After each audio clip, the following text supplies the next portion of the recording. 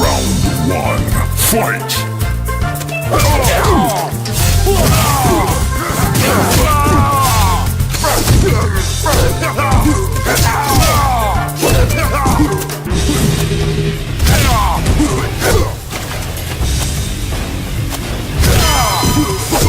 Nightwolf wins. Flawless victory.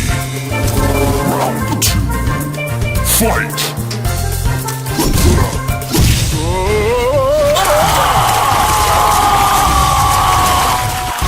Nightwolf wins. Flawless victory.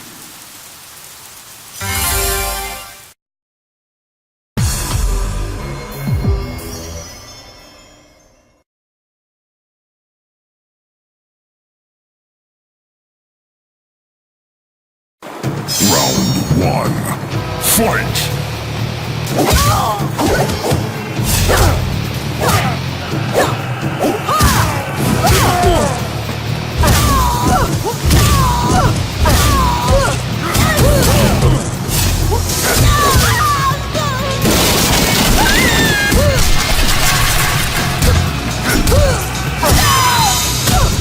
Nightwolf wins.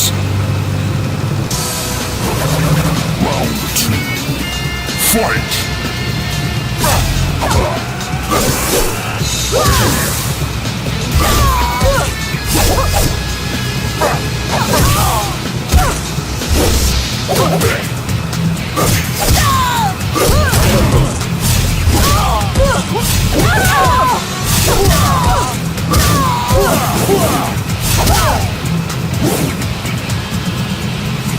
Finish her!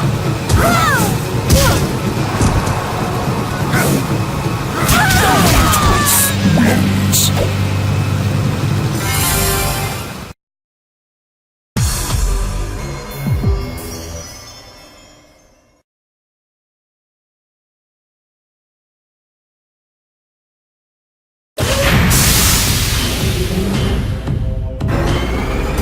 Round one, fight!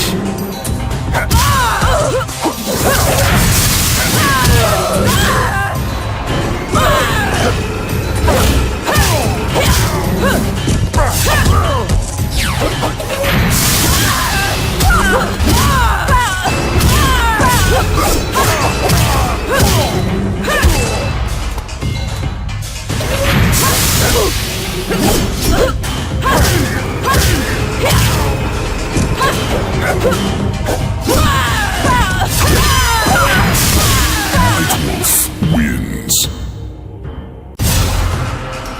Round two, fight!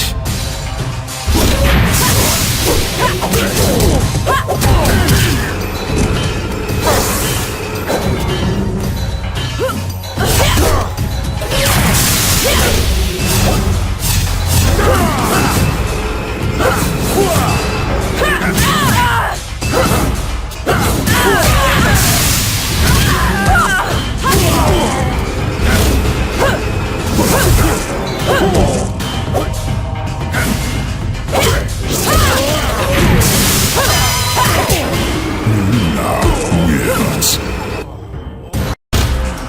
Round three, fight!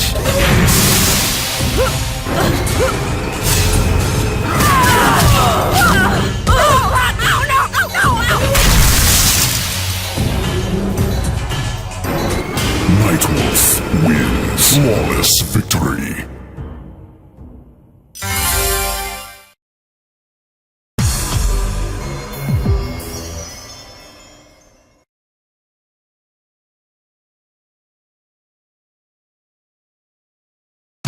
Round one, fight!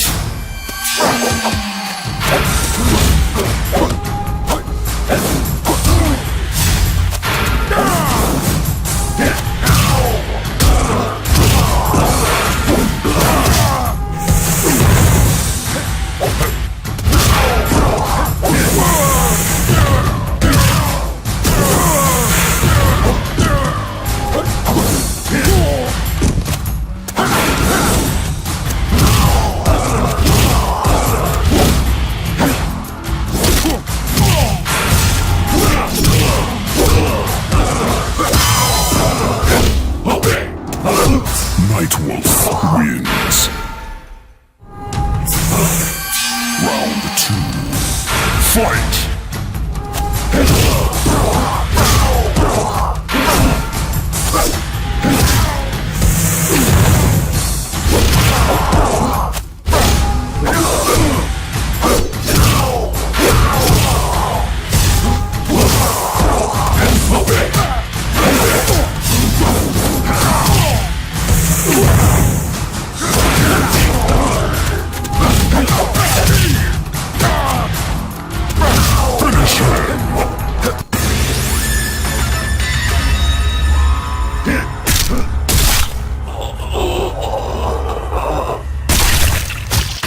Nightwolf wins. Hara-Kiri.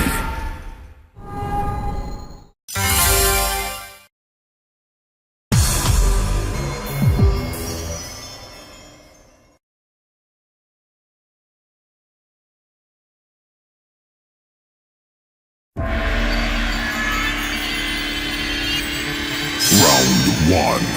Fight!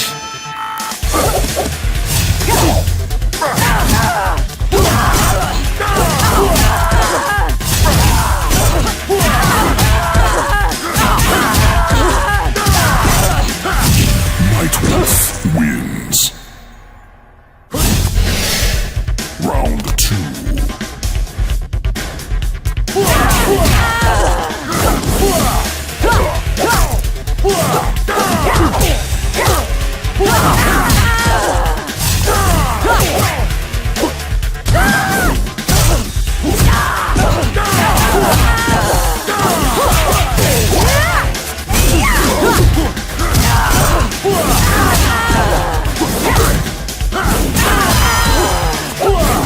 Finish her! Nightwolf wins.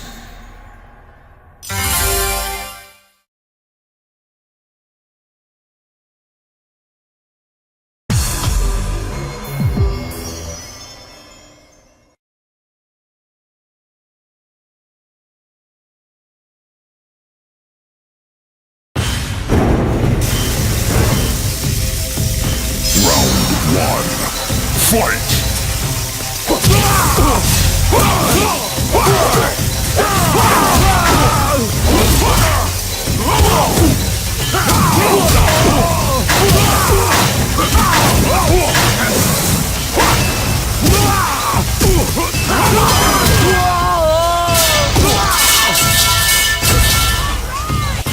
Nightwolf wins.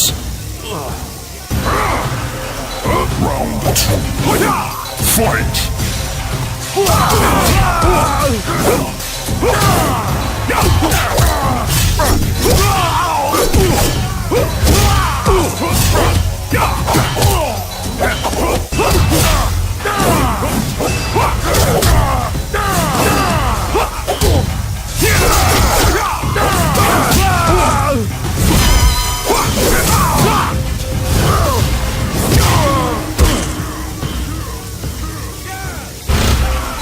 Round 3. Fight!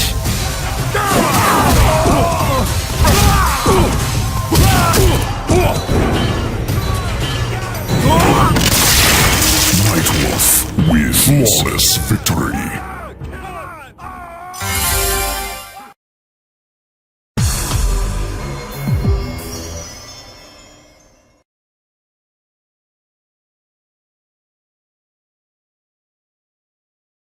Round 1. Fight!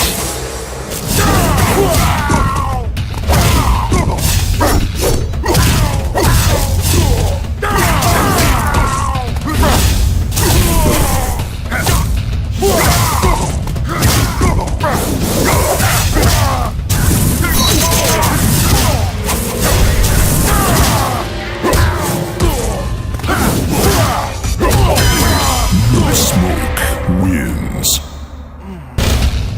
Round 2. Fight!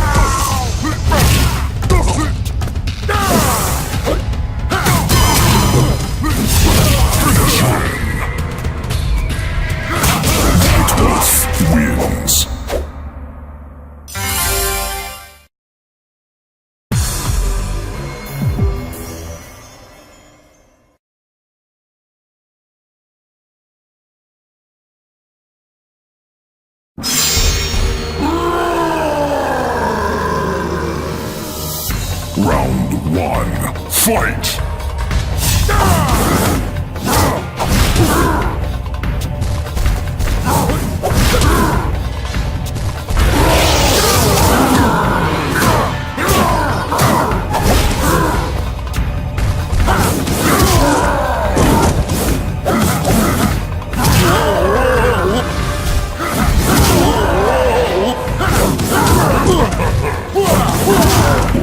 Wins.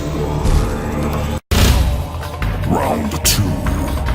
Fight!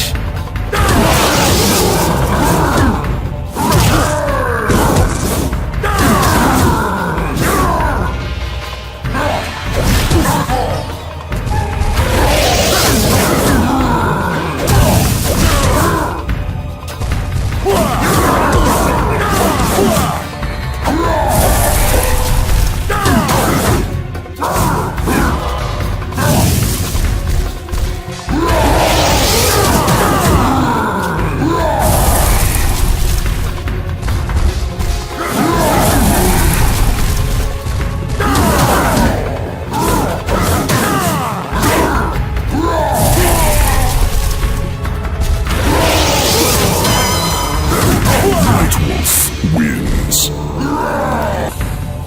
Round 3. Fight!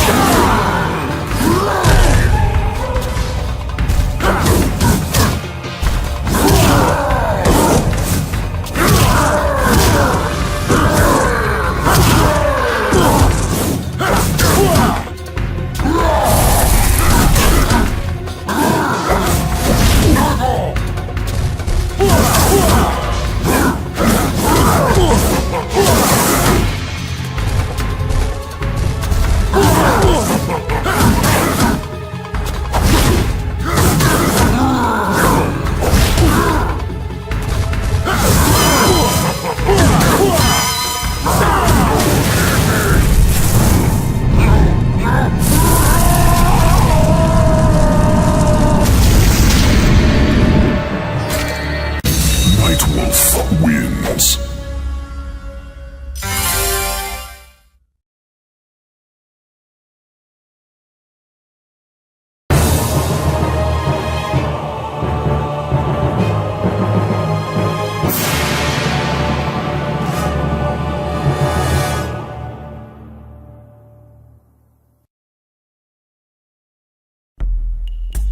Nightwolf had traversed realms and fought many demons to get to this place, deep within the Netherrealm.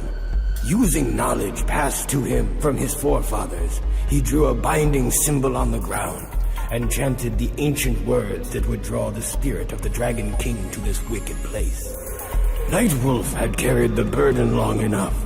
He released the sins of his people into the mystic symbol, and their weight bound Onaga to the Netherrealm. Free of the corruption he had harbored for so long, Nightwolf was expelled from the depths of the Netherrealm and into the unknown.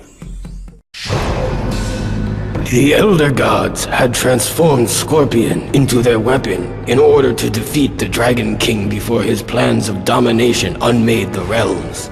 With his enhanced abilities, he tirelessly tracked Onaga through the realms until finally he cornered him in the Nexus. The Dragon King had many allies, but they were of no consequence. It was in fact Scorpion who was the true champion of the Elder Gods, the enforcer of their will. Only he could stop the menace that threatened all that exists. Only he could defeat the Dragon King. Baraka assumed that the treacherous Melina had given her armies a powerful magic. They fought with savage brutality, but he could not stop their advance. He vowed that Melina would pay for her betrayal. Baraka's warriors brought word that she had agreed to meet with him in an ancient lair, but Baraka was no fool. He sent another in his place. Baraka's scouts reported that the Earthrealm warrior Sub-Zero was near. He allowed his remaining militia to deal with him and set off alone to ambush Melina. He knew by the scent of Tarkatan blood on her clothes that she had already killed the one he had sent to meet her. but her sense of smell was not as keen as a true Tarkata's. She was unaware of Baraka's presence. He barked her name, and when she turned to face him, he tore her apart.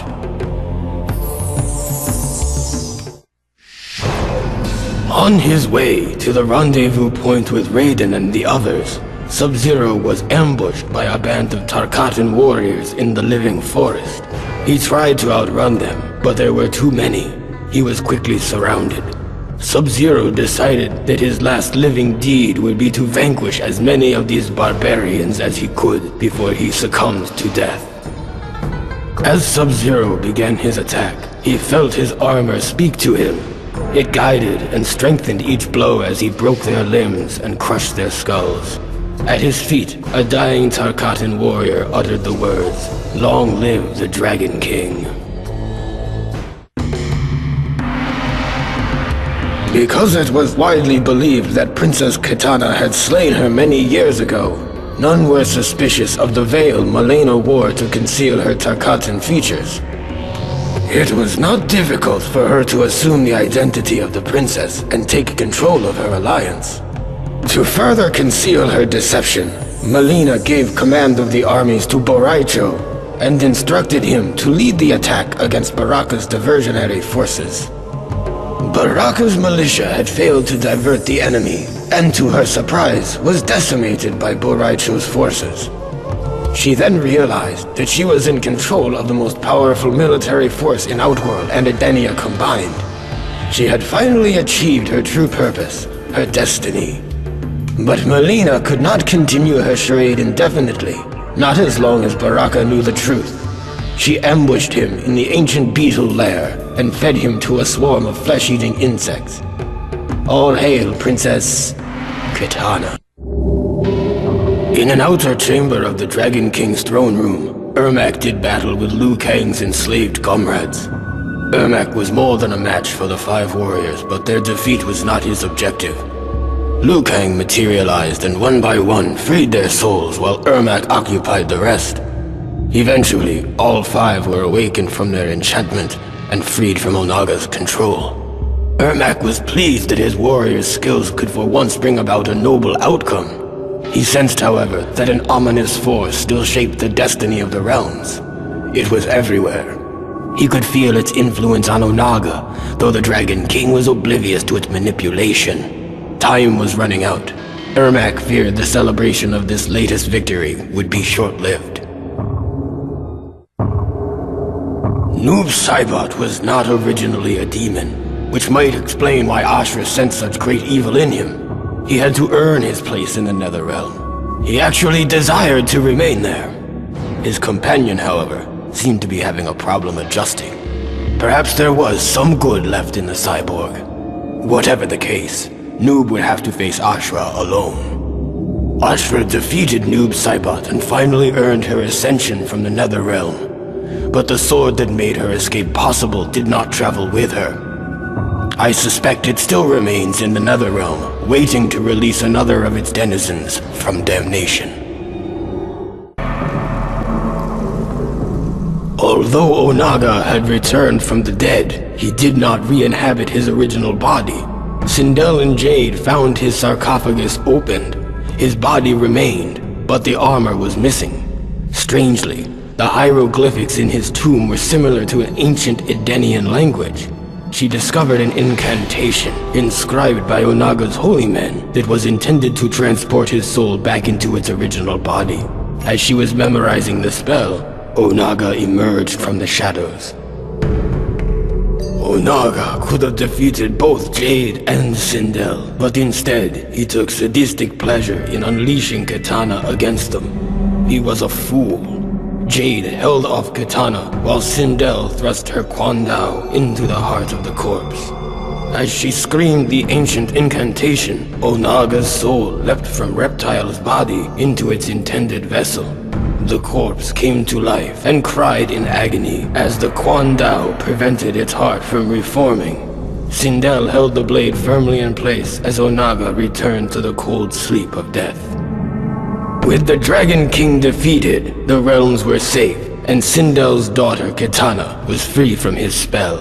may Edenia know peace once more. An alliance had been formed of warriors from vastly different origins, but with a similar goal: to defeat Onaga. Li Mei marched uneasily into battle against the Dragon King. The closer she got to him, the more she came to understand which side was truly deserving of victory. Li Mei turned on her former allies and gave her emperor the time he needed to finish merging the Kamidogu.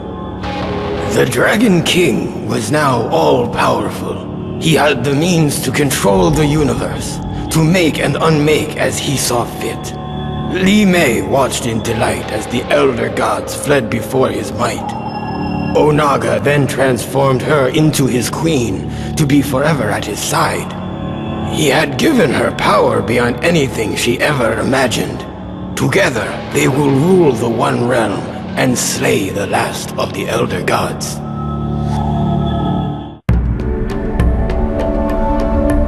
Onaga seemed invincible. The races of Outworld were in disagreement over how to deal with this threat, and Baraka's hordes were sweeping the land. Boraicho had almost given up hope when he was visited by the spirit of his greatest student, Liu Kang. Their roles now reversed. Liu Kang gave Boraicho the inspiration necessary to continue the fight. Boraicho's soul was invigorated. He met with Outworld's many leaders to forge a temporary truce. Kitana gave him command of what remained of her army, and he led them to battle against Baraka's mutant foot soldiers. The new army of Outworld crushed the Tarkata vermin, and Baraka himself was bested by Boraicho's attack. The victory inspired the people of Outworld to rise up against the Dragon King.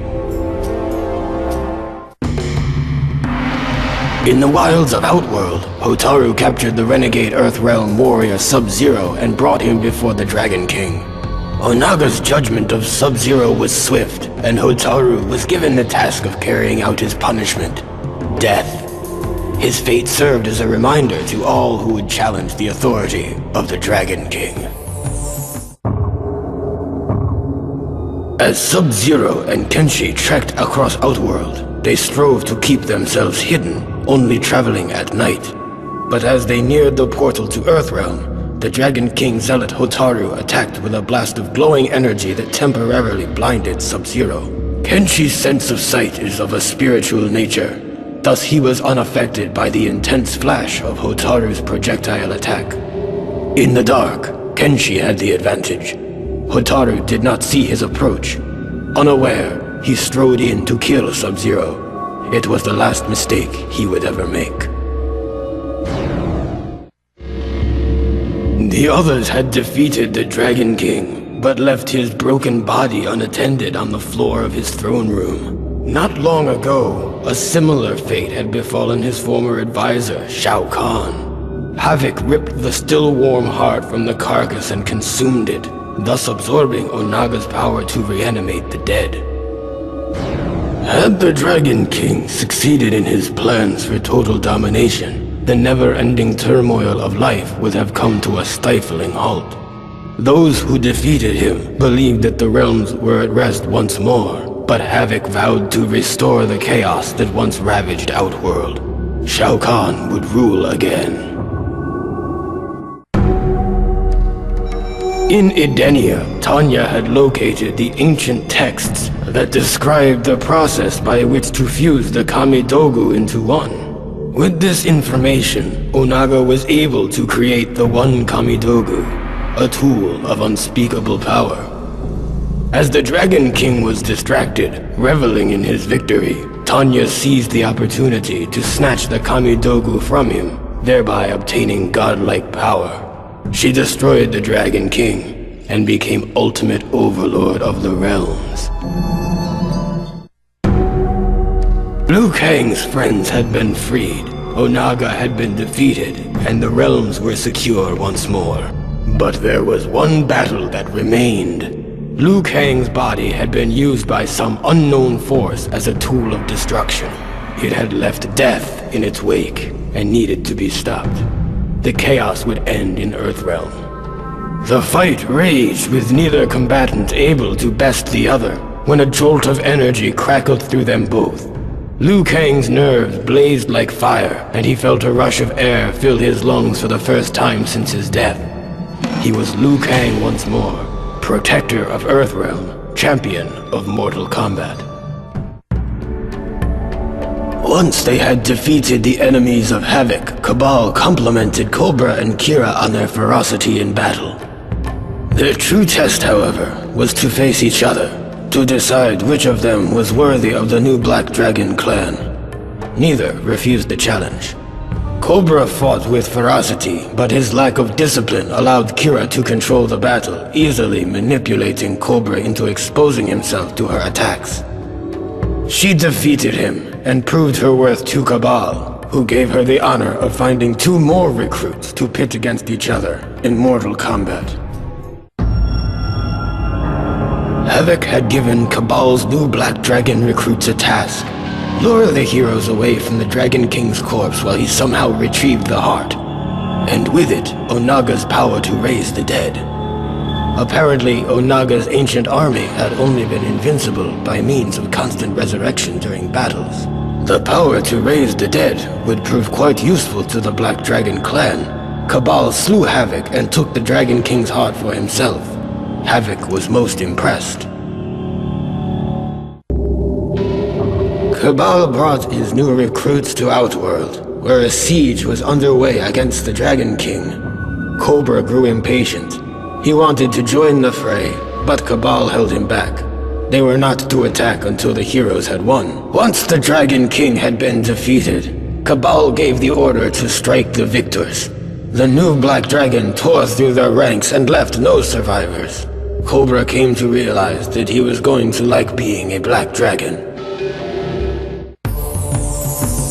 The traitor Tanya had given the Dragon King the information he needed to finish merging the Kamidogu. But before he conquered all the realms, Jade would see Tanya dead. Jade had allowed Baraka's soldiers to capture her, feigning defeat in battle. As Tanya approached her prisoner, Jade waited for the right moment, and threw a glass orb filled with concentrated Tarkata essence at her. The glass broke, splashing its contents across Tanya's body. Baraka and his vile savages worked themselves into an uncontrolled frenzy. They perceived Tanya to be a rival male and instinctively attacked. I doubt she survived the encounter. Normally, Dairu took no risks and ambushed those he had been hired to kill. But in this case, he felt compelled to announce his intentions to kill his fellow guardsman Hotaru. There still must have been some code of honor left in his cynical heart. Hotaru was defeated, but before Dairu could reveal who had commissioned the attack, Hotaru drew his dying breath. My patience for mortals has worn thin. If I am to protect Earthrealm, I must punish those who would threaten it. The fool Shujinko had let himself be deceived into believing that he worked for a greater good. He was in fact an unknowing tool of a greater evil, one that had almost caused the destruction of Earthrealm. That Shujinko undid his mistake and destroyed the Dragon King is of no importance. Those who place Earthrealm in harm's way will pay with their lives. The mercenary Dairu had succeeded in stealing the Declaration of Order and was paid many coins for his efforts. After Darius hid the document, he announced its capture to the world and heralded a new beginning for the realm of Sado. As Darius had predicted, officials were outraged that the Resistance had stolen the most prized possession of the Seidan government. Hotaru was ordered to lead the charge against them. He underestimated their numbers, however, and the Resistance defeated him and his men. The Senate would soon be in the hands of the revolutionaries.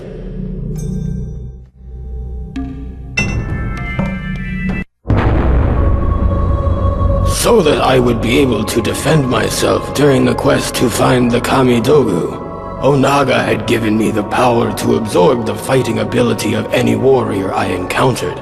But his gift would prove to be his undoing. The warriors in Outworld were in disarray.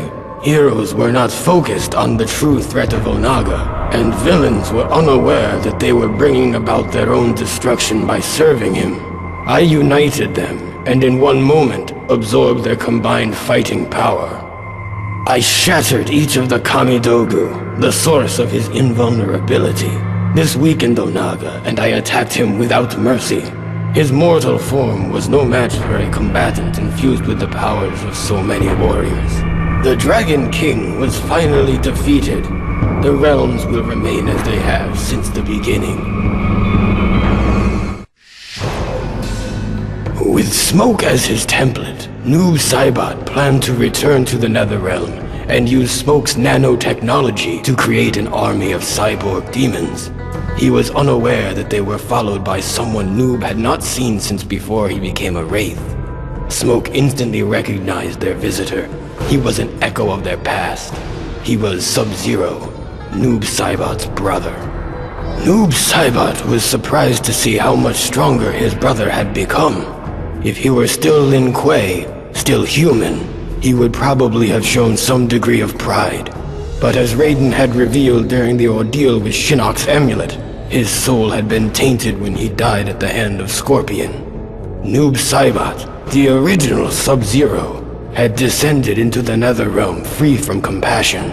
He ordered Smoke to assist him in slaying his brother, his first act as ruler of the Netherrealm. Goro had regained control of his Shokan army and fought to cleanse Outworld of the Dragon King's Tarkatan horde. Though the Tarkata are formidable adversaries, they were no match for an army of Shokan, inspired as they were by regaining Shao Kahn's favor. Baraka's troops were quickly defeated. Goro had proven himself a powerful ally of the Emperor, but Shao Kahn had given the Shokan much in his return to power. Goro felt a gift of loyalty was in order. The Edenian military had been crushed and Kitana herself had been captured. Goro brought her before Shao Kahn and sacrificed her as an offering of fealty to the once and future Emperor of Outworld.